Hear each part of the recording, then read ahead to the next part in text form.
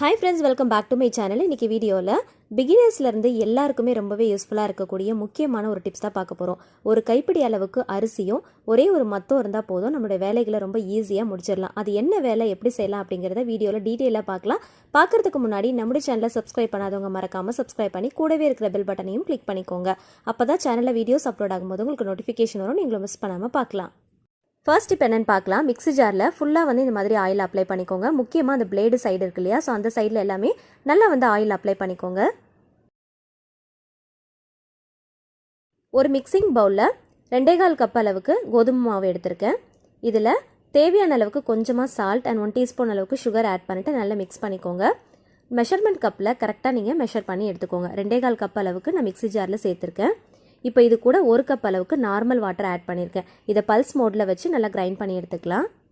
இதுக்கு நார்மல் வாட்டரை நீங்கள் ஆட் பண்ணிக்கலாம். நீங்கள் பிகினர்ஸாக இருக்கீங்க அப்படின்னா கொஞ்சம் கொஞ்சமாக வாட்டர் ஆட் பண்ணிவிட்டு இந்த மாதிரி நல்லா பிசைஞ்சு எடுத்துக்கோங்க. கை வைக்காமல் ரொம்ப ஈஸியாக பிசையறதுக்கு இந்த மெத்தட் ஃபாலோ பண்ணிக்கோங்க. ஃபஸ்ட்டே நம்ம மிக்ஸி ஜாரில் ஆயில் அப்ளை பண்ணியிருக்கிறதுனால மாவு கொஞ்சம் கூட அதில் ஒட்டாமல் வரும். நமக்கு எடுக்கிறதுக்கு ரொம்பவே ஈஸியாக இருக்கும். இப்போ பாருங்கள், மிக்ஸி ஜார் நான் உங்களுக்கு காட்டுறேன். இதை வாஷ் பண்ணுறதும் நமக்கு ரொம்ப ஈஸியாக தான் இருக்கும். மிக்ஸி ஜாரில் ஜஸ்ட் ஒரு 3 செகண்ட்ஸ் மட்டும் பல்ஸ் மோடில் வச்சு கிரைண்ட் பண்ணிவிட்டு அதுக்கப்புறமா பவுலுக்கு மாற்றிட்டு கையால் நல்லா அழுத்தி பிசைஞ்சு விட்டுக்கோங்க. கொஞ்சமாக ஆயில் அப்ளை பண்ணிவிட்டு நல்லா அழுத்தி பிசைஞ்சு விட்டுக்கோங்க. நான் 2.25 கப் அளவுக்கு மாவு எடுத்திருந்தேன். அதுக்கு 1 கப் அளவுக்கு வாட்டர் கரெக்டாக இருந்தது. ஸோ நீங்கள் எடுக்கிற மாவுடைய அந்த ரேஷியோக்கு ஏற்றா போல் வாட்டர் பார்த்து ஆட் பண்ணிக்கோங்க. ஒவ்வொரு மாவுக்கு தண்ணி வித்தியாசப்படும். ஸோ அதுக்கேற்றா போல் பார்த்து ஆட் பண்ணிக்கோங்க. எனக்கு ஆல்ரெடி பிசைஞ்சு பழக்கம் இருக்கிறதுனால ஸோ நான் கரெக்டான மெஷர்மெண்ட்டில் எடுத்துகிறேன். நீங்கள் ஃபர்ஸ்ட் டைம் ட்ரை பண்ணுறீங்க இல்லை பிகினர்ஸாக இருக்கீங்க அப்படின்னா கொஞ்சம் கொஞ்சமாக வாட்டர் ஆட் பண்ணிவிட்டு நீங்கள் ட்ரை பண்ணிக்கோங்க. ஆல்ரெடி நான் ஒரு டிப்ஸில் ஷேர் பண்ணியிருந்தேன். அதே போல் தான் சப்பாத்தி கட்டையை திரட்டுறதுக்கு முன்னாடி இந்த மாதிரி லைட்டாக நெருப்பில் காட்டிக்கோங்க. ஸோ இந்த மாதிரி செய்கிறப்போ சப்பாத்தி மாவு இந்த கட்டையில் ஒட்டாமல் நமக்கு திரட்டுறதுக்கு ரொம்ப ஈஸியாக இருக்கும். ஜஸ்ட் ஒரு 2 to 3 செகண்ட்ஸ் மட்டும் காட்டினா போதும்.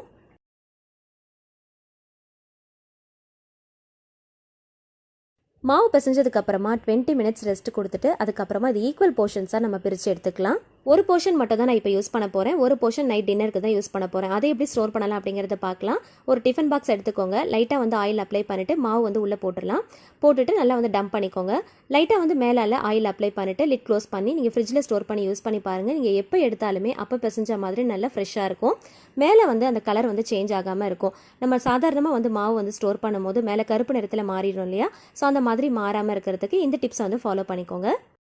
பிகினர்ஸ்க்கு இந்த டிப்ஸ் ரொம்பவே ஹெல்ப்ஃபுல்லாக இருக்கும். நம்ம எடுத்துருக்கிற அந்த ஒரு போர்ஷனை நல்லா இந்த மாதிரி உருட்டிட்டு இதை 2 கட் பண்ணி எடுத்துக்கோங்க. இப்போ இந்த 2 கட் பண்ணதை அதை அப்படியே ஃபுல்லாக நல்லா திக்கான ஷேப்புக்கு நல்லா பரத்தி எடுத்துக்கோங்க.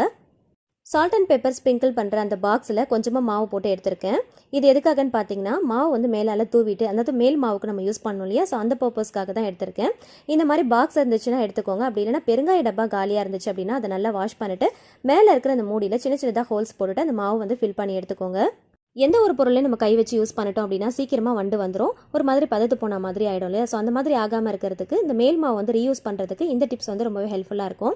ஆல்ரெடி ஒரு டிப்ஸில் நான் ஷேர் பண்ணியிருந்தேன். ஸோ பார்க்காதவங்களுக்கு ரொம்பவே ஹெல்ப்ஃபுல்லாக இருக்கும் இல்லையா, ஸோ அதுக்காக தான் நான் அகைன் சொல்லியிருக்கேன். எப்பயுமே நம்ம கோதுமை மாவில் பூரியோ இல்லை சப்பாத்தியோ பண்ணுறோம் அப்படின்னா மேல் மாவுக்கு கார்ன்ஃப்ளவர் இல்லைன்னா மைதா மாவு எடுத்துக்கோங்க. மாவு நல்லா திக்கான ஷேப்புக்கு திரட்டி எடுத்துக்கோங்க. நம்ம எடுக்கிற அந்த கட்டையோட ஷேப்புக்கு அளவுக்கு நீங்கள் திரட்டி எடுத்திங்கன்னா கரெக்டாக இருக்கும். லைட்டாக ஆயில் அப்ளை பண்ணிவிட்டு மாவு மேலால் ஸ்ப்ரிங்கிள் பண்ணிக்கோங்க. பண்ணிவிட்டு நான் மடித்த மாதிரியே மடிச்சுட்டு கட் பண்ணி எடுத்துக்கோங்க.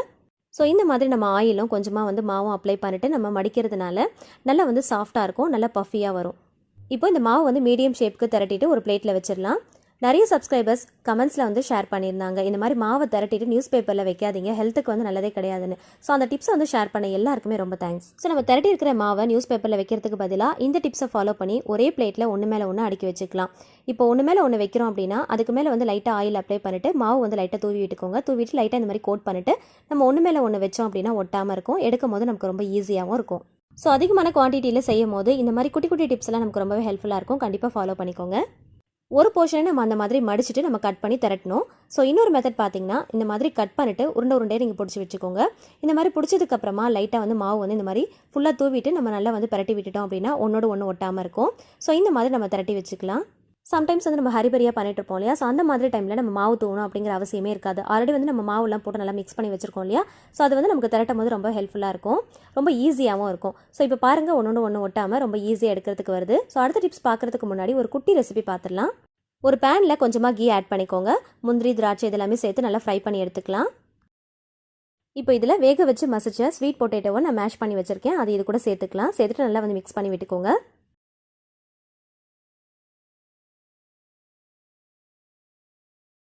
இப்போ இது கூட 1/4 கிளாஸ் அளவுக்கு காய்ச்சி ஆற வச்சு நல்லா திக்கான பால் ஆட் பண்ணிக்கலாம்.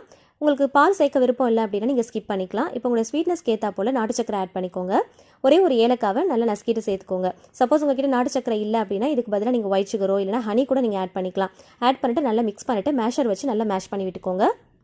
இப்போ இது கடாயில் ஒட்டாத அளவுக்கு நல்லா வந்து திரண்டு வர்ற அளவுக்கு நல்லா மிக்ஸ் பண்ணி எடுத்துக்கோங்க. கை விடாமல் மிக்ஸ் பண்ணிட்டே இருந்தீங்க அப்படின்னா நல்லா வந்து கடாயில் ஒட்டாமல் நல்லா திரண்டு வரும். நல்லா வந்து ஹல்வா பதத்துக்கு வரும். இப்போ ஸ்டவ் ஆஃப் பண்ணிவிட்டு நம்ம ஃப்ரை பண்ணி வச்சுக்கிற நட்ஸ் எல்லாத்தையுமே சேர்த்துட்டு நல்லா மிக்ஸ் பண்ணி விட்டுக்கலாம்.